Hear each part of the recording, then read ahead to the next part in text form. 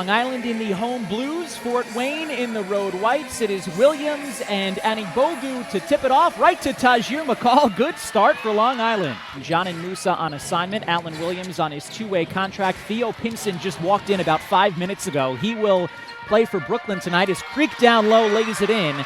Not playing for Long Island, but is sitting on the sitting on the bench, I should say, supporting his G League teammates. His team's affiliates have become closer and closer to their parent NBA clubs as Creek a nice dish down low for Williams, and Long Island out to a 6-0 start in the first minute.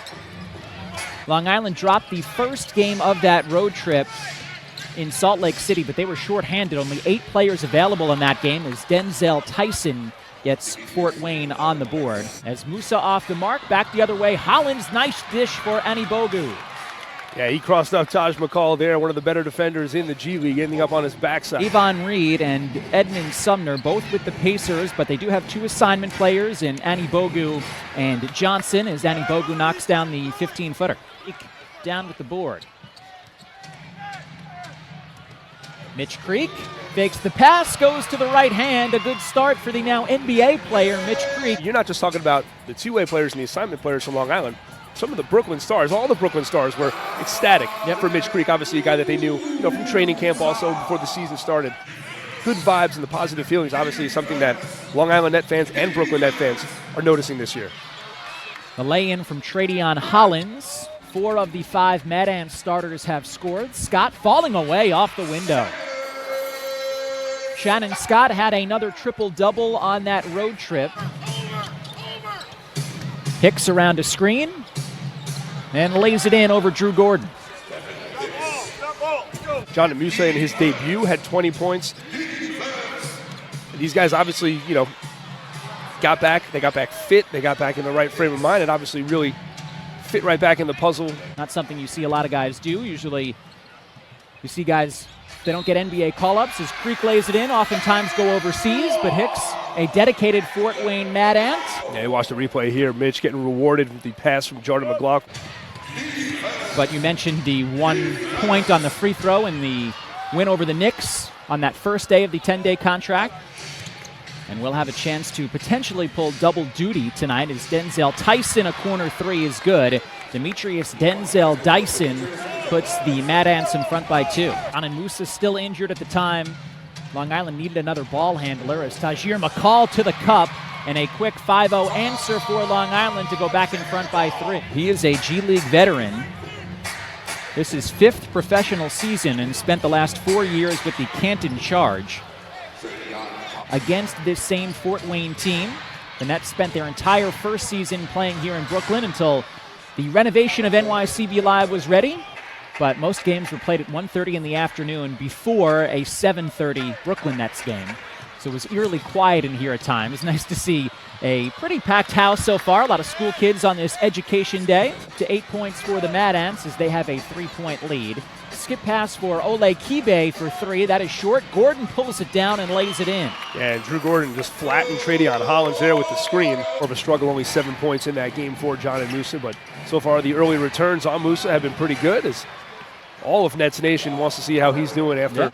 Musa with a nice setup for Ole Kibe, but he's off the mark for 3. Will Weaver told us before as Hicks knocks down another 3. Stephen Hicks has been...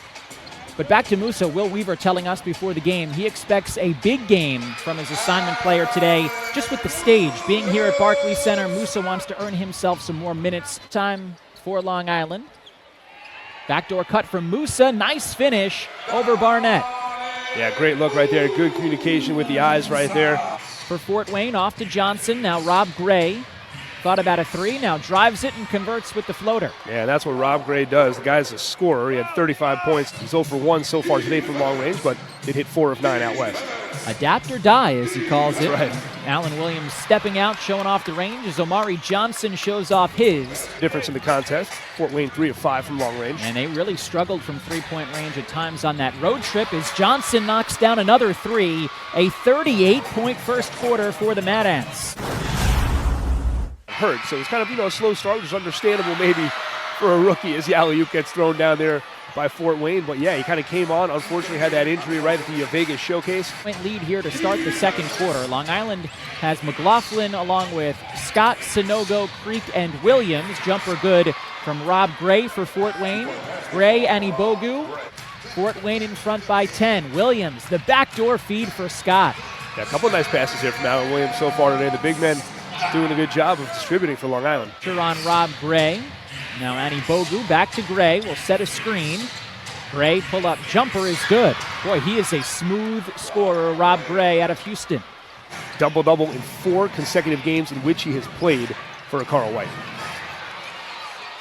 Bucket good for Tradeon Hollins. Nice spin move in the lane. McLaughlin with the spin. Takes it right side. Had it blocked partially there by Johnson, but McLaughlin gets it back. Musa, kick out to White. Corner 3. Got it. The Raptors 905 and Toronto. Hicks, kick out. Hollins for 3. Midway through the second quarter, Stephen Hicks over Musa. Can't get it to go. The follow from Johnson. Yeah, Will Weaver was concerned about the size that Fort Wayne has for the Nets, and obviously something we'll have to keep an eye on here going forward. Those easy buckets and those second chance points for Fort Wayne.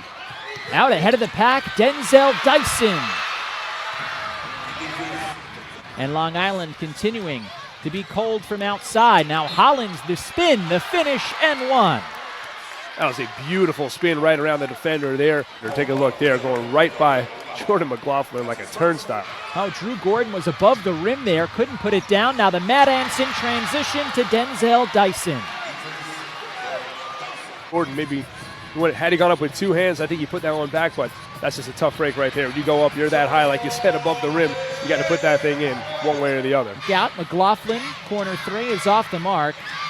Well, I know we have more Californians than we have New Englanders on the roster. Musa, a straightaway 3, got it.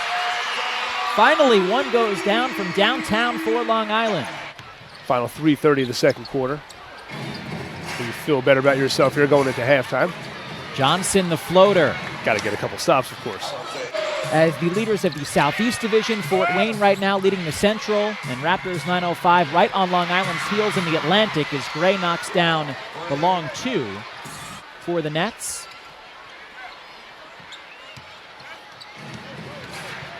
Hollins down the right side off the window. The follow from Annie Bogu. On any given possession. Creek is straightaway 3 is short. Can't pull down the rebound. Mad Ants have numbers. Gray ahead of the pack. And get it to go. Rebound pulled down by Williams. Alan Williams bringing it up court himself once again to the cup and lays it in. We've seen Alan Williams do that a couple of times. Gray pressured by McCall. Good steal for Tajir McCall, and he lays it in. Tajir McCall turning defense into offense for Long Island, and they are back within 12. Here for the Nets. Wamu down the right side through some contact finishes. First field goal of the game for Ike Wamu. Now we'll get a screen from Musa. McLaughlin down the right side of the lane to the cup for 2. Strong drive from Jordan McLaughlin. Alan Williams maybe trying to take a little bit too much there. He took on 3 defenders down low, did everything but score the basket as that one rims out. Hollins long 2 is good, and the Mad Ants on the board first here in the third. Coming easy for Fort Wayne. I mean, that's an 18-foot jump shot right there that goes in for 2. Meanwhile, Alan Williams is right underneath the hoop and misses it. Scott with a nice feed for Musa with the left hand. And Long Island on the board here in the third. He does not want this to become a trend. He is not particularly happy that they had to turn on the gas as Stephen Hicks knocks down the 3 in the third quarter is on that road trip at Barclays Center this morning. Again, another education day. A lot of local school children getting a day off for a field trip here to Barclays as Mitch Creek lays it in. Hollins to Annie Bogu. Short jumper rattles home. 5 of 5 from the floor for the Pacers assignment player. Kick out McCall, corner 3, got it. Quickly up ahead comes Hicks. Stephen Hicks, off glass and good. Hicks up to 16 points. Now Creek bullies his way inside for 2. Yeah, just that. That was the word I was going to use. Bullied his way in right there. Took the defender on head on. And some contact there between Creek and Anibogu behind the play. Both are slow to get up. As Hollins into the corner, Denzel Dyson for 3. Up top to Johnson. Omari Johnson off the window, no good. Offensive rebound, sticks it back. Still have been effective around the rim. Long Island has not been able to get enough stops so far in this game. Is Alize Johnson with another bucket. I want to see if Jordan McLaughlin can get going here. Only 4 points in 18 minutes after posting a career-high 34 last time out. Alize Johnson goes back to work down low. Gray driving on Sanogo. Pump fakes on the jumper, has it blocked by Sanogo, but poked away by Gray, right to Johnson for the lay-in. That kind of a day for the Nets. Ish Sanogo. McLaughlin, now to Ole Kibe. He'll drive it. Kevin Ole Kibe to the cup. Continued here in the third quarter. Tough going here for the Nets. Drew Gordon with a powerful move inside. Shoves off his defender and lays it in. They started out well, out to a 6-0 run, but since then it has been all Fort Wayne in this game as Alize Johnson continues to do his work down low. Musa for 3, got it. Gonna get it to go. Gray around a screen, the floater over Gordon goes. Nice move from Rob Gray, up to 19 off the bench. Gray, pull up from the free throw line, he's good. First player over 20 in the ball game is Rob Gray.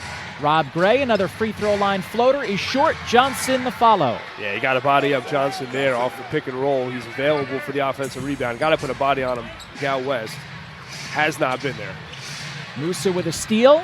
John and Musa takes it to the cup. Scott bouncing for Sanogo, has it taken away by Hicks. Numbers for the Mad Ants. Wamu off for Johnson, lays it in before the horn. Made their threes when they've needed to, 8 out of 15 from downtown. As you were saying before, I mean, all facets of the game, this has been Fort Wayne's day.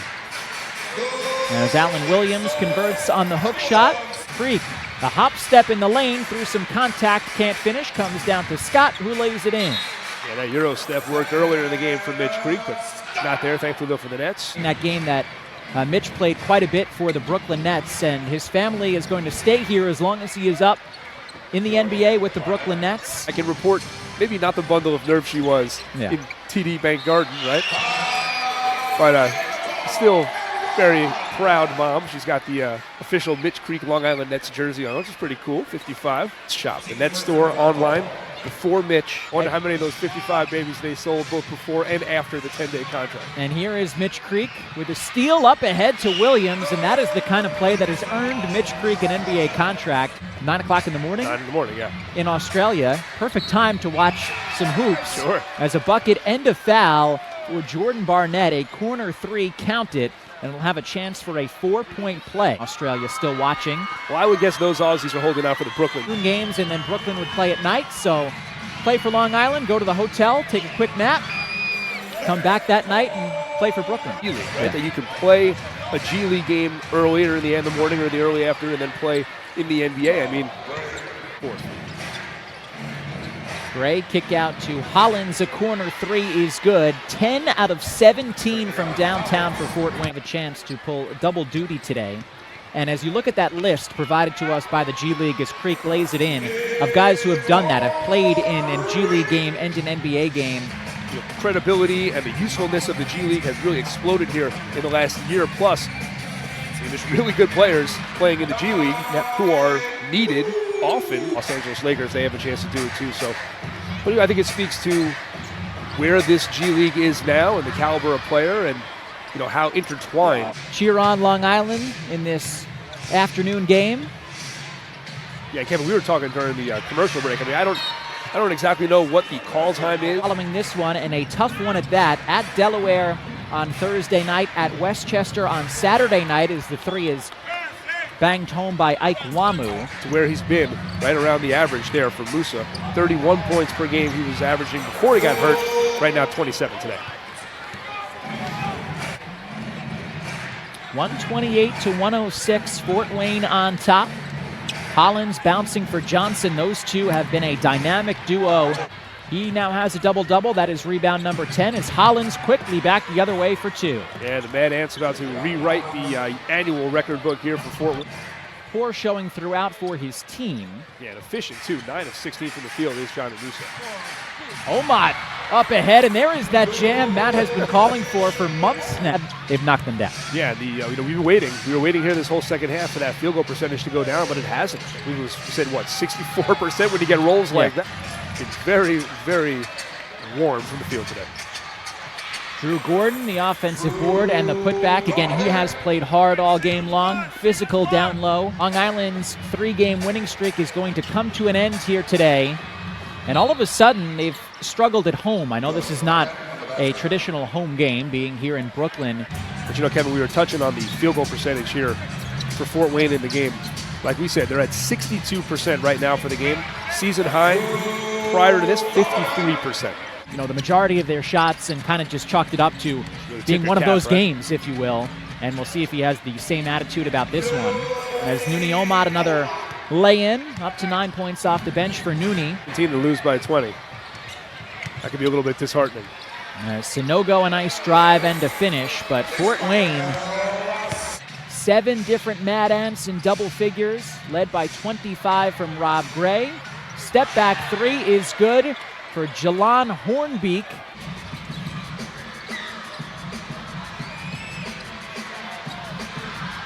Omot for 3, no good before the buzzer. That will do it. A 21-point win for the Mad Ants. They defeat Long Island 140 to 119. Yeah, yeah. Tricky.